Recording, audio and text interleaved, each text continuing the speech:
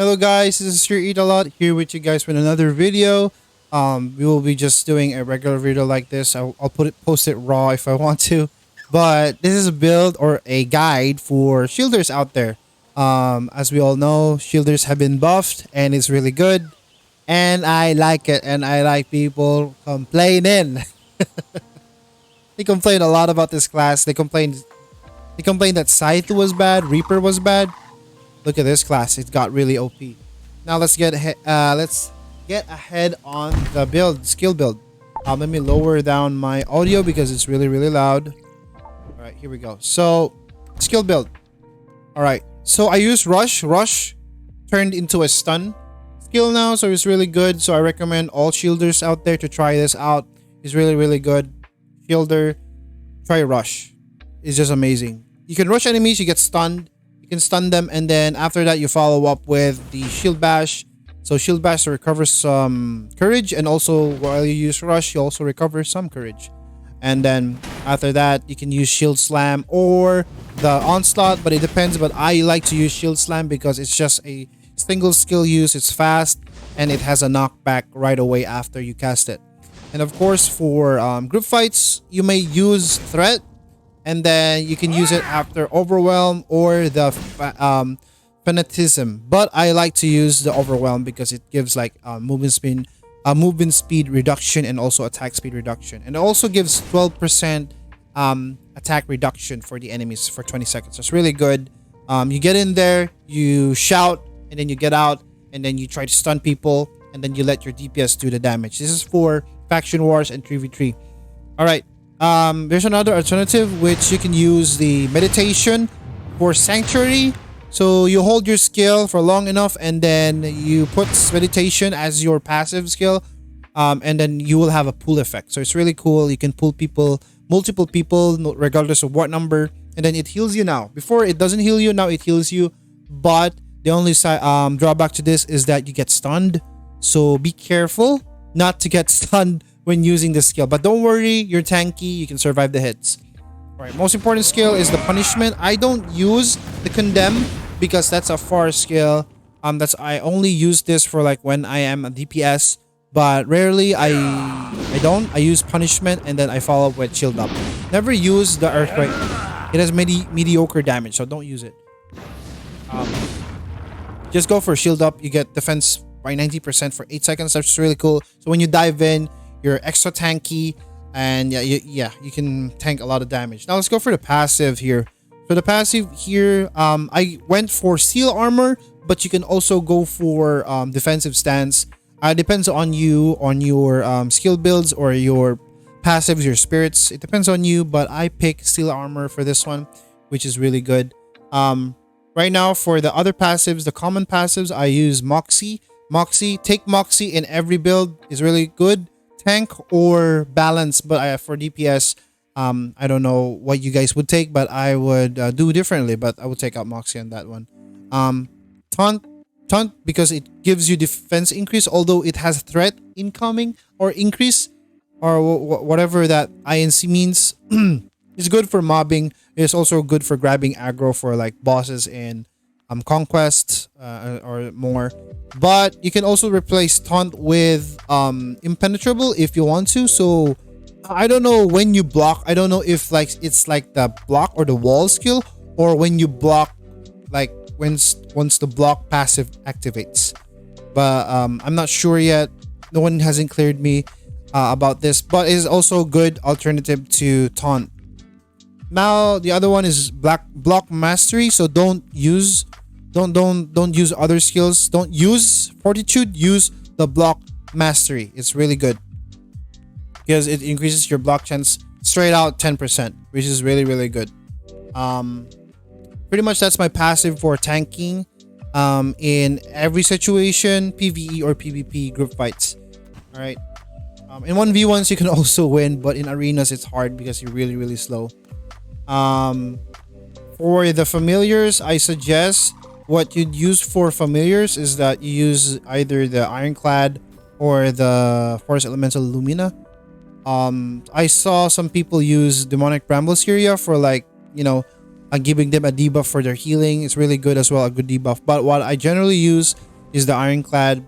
It's really good for defensive, for holding positions, staying tanky, even if you're in the midst of a enemy regroup or a group. You know, it depends on you. For spirits, what I use for spirits is I use Selena for CD reduction. I use From Hell for block chance. I use Ilopi for luck. Extra luck means you get more. You get block chance more block chance. Increase CD reduction from Swanson, Marilyn for luck, 99, and then you get Bless, which is gives you crit damage reduction. But once I unlock Cassia, I would put him and replace either Ilopi or Marilyn. I don't really need extra luck. I need this because it gives you like crit damage reduction. You can also go for the bear, the road bear, roar bear. No, not that one. What's the other one?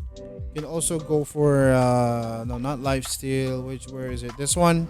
But damage reflection is still a bad stat to invest on, so that you don't really go for that. Yeah, or you can go for Dustra, which gives you CD reduction if you need more, like get your skills out fast. But I'd get the damage reduction. It's flat out just tankiness right there.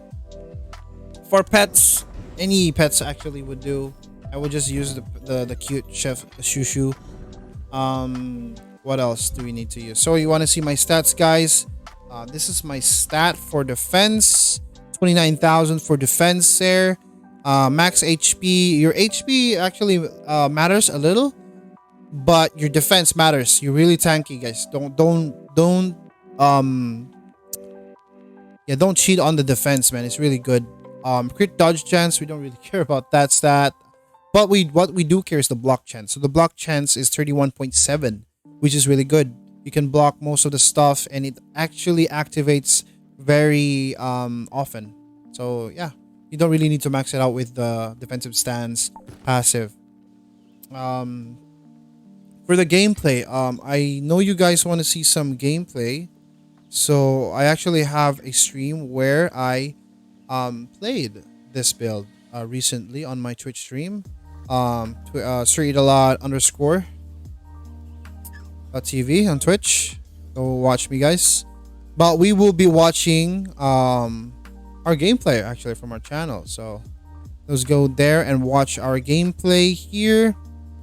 I will be turning off the sounds though, because I curse a lot in my streams and I don't want you to hear that part, so let's go and watch my stream. All right, give me a second. Let me put it up. Let's go for browser. Where is it? Here we go. So this is my gameplay right here. Let's can this be fit to screen? I'll put it on fit to screen. Give me a second. There we go. Fit to screen. Is that it? All right, it's that. I think that's it. So where's the gameplay here? Let's find our gameplay here. So we're moving. I'm checking on my stats actually here. Let's put it on maximum so you guys can see some of my gameplay. Here we are with the mob, with the stack. Actually, not the mob. The stack. We're pushing through the forest here. Oh, why can't you guys see it closer? There we go. Let me.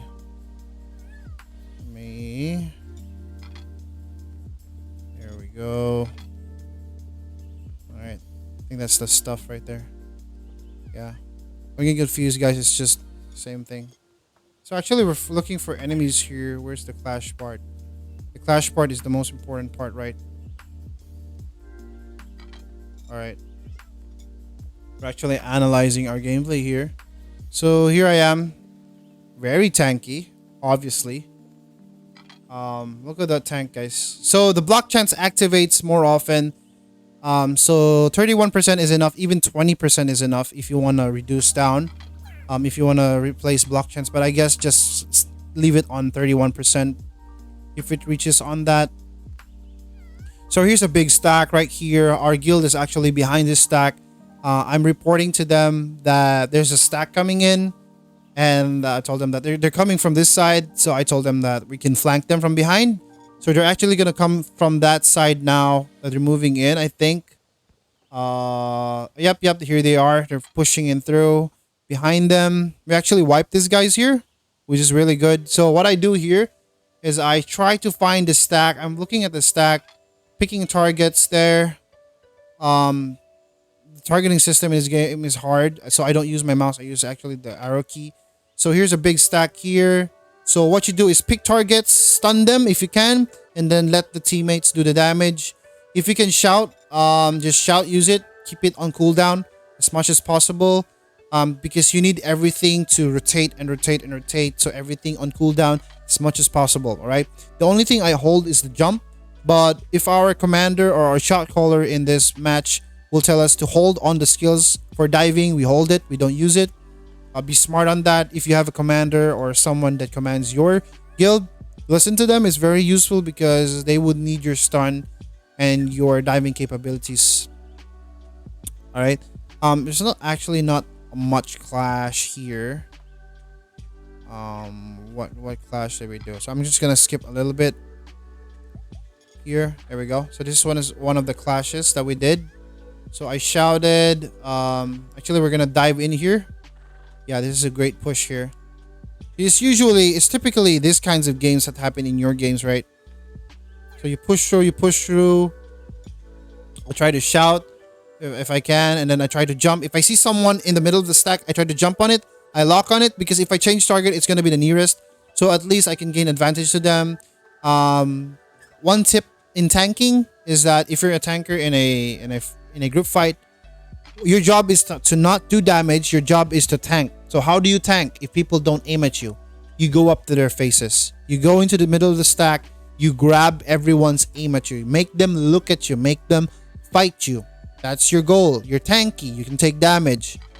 In doing that, you remove the damage that's gonna be done to your teammate. So instead of the healer getting hit, you're the one getting hit. You can survive the hits, and the healers cannot survive the hits, but they can heal you. They can help you survive. So the more time the enemy wastes on you, like they waste their time on you because you're so tanky, they just target you. That's good because you're gonna buy time for your teammates to actually do damage. So here I think we just fall back here, and then where are we going here? I forgot where we're going here. I think we're looking for a specific guild, I think, to attack here. So here we are. Actually, we dived in here, I guess. So we're pushing through. Every time we push through, we try to attack the backline as much as possible. So what your job is to just isolate at least a single target, stun them. If you can, go ahead of your teammates if you can. If you can shout with a lot of people in there, go do that. It's really useful. Right here. If you play as a shielder, this is your job. This is literally how you play shielder. So you shout. There we go. That's a perfect shout right there. A lot of people around you. A lot of people getting debuffed with their damage. Really good. Your stun as well. If you can hit a large stack, that would be awesome. I can shout here. Just let your teammates do the work. You know, that's your contribution, really, as a tank. You take the damage, and then you stun. Basically, that's it. You take the damage. Not much to talk about here, other than you can mix and match with your DPS builds in your tanking in the shield. Shield right now is really OP. I've seen a lot of people switch from scythe to the shield, which is, I think I like that. I like that because it's gonna be a diversity of classes now. Mages as well are looking forward.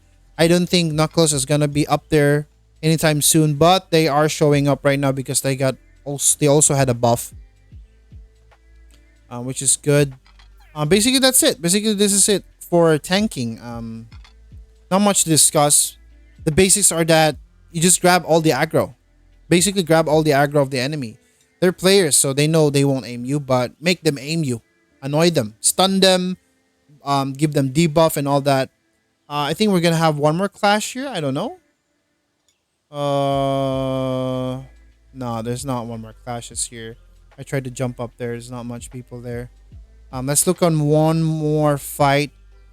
and then we'll proceed with the conclusion of our video, and then I'll show like a quick show of my balanced builds. So here again, we try to push them. I think we try to hold them here. I think is what we did. Yeah, we fall back because there were like other people's also behind us. Pretty much I can't show you anything else now other than that's how you play Shielder. For the people that are wondering how to properly play it because you keep stunned, balance out the CC that you do. So if you do stun, it's automatic that you follow up with a knockdown. It's always a knockdown. It's not the other way around. It's a stun first and then a knockdown. Always remember that. And also, if you stun someone or if you knock down someone, don't just use your stun skill and then, don't you just use your stun skill and then stun again. They won't get stunned. They got a small second of immunity before they get stunned again. So be wise. If you fight archers, make sure to use your stuns efficiently. Make sure all your stuns land. Don't stack them up. If you stun them, wait a little bit and then stun them again. Unless it's a stun knockdown combo. Alright? So I think that wraps up my video from my stream before. But what else do we talk about? I think I have my attack build here. It's not really good. But what I normally build before is that I use the attack speed. This one sucks. Attack speed is great, guys. Attack speed is great. Either you use the defense, this one that your 6% of your def will become attack. You can either use that or use this, the force, or use the counter strike. It's either way. They're a go-to for your tank as well. I forgot about the traits for the tank, so let's just talk about that before we end. But for balance and for attack, for DPS, just mix and match just like any other DPS. But for tanking, here are the core traits. So the core traits here are this ones. So I take everything in defense. I go through the brilliance and then go for roll reduction. Of course, if you can get out of the fight or get into the fight with the roll, that's really good. Profession, your profession, just go to the right side of it. And also for the support part, go for like all the brilliant stats, and then the luck increases your block chance, which is good. For the what's it called here, I think I have another stat here. It's this one, the core. So my core here is just defense, plain defense. Nothing really special here. It's just that. So yeah, I beat one of my members. I think one of our members in like 1v1. So here's my roll stat. I am 12 in defense currently right now. So that's how relevant I am. And as you can see, there's 43k. Damn. But we're going up there. But this doesn't actually matter. What's important is you know how to use your tank. You know how to take damage in the correct way. Don't just dive in there without any plan.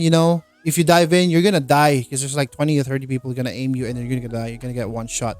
But play smart, right? Play smart with your stuns. Play smart with your the CC immunity removal. Play smart with your familiar drops. Play smart with your teammates. All right, that's for the tanking, guys, and that's it for my video. Thank you so much for watching, and GG's and good luck in Traha Global.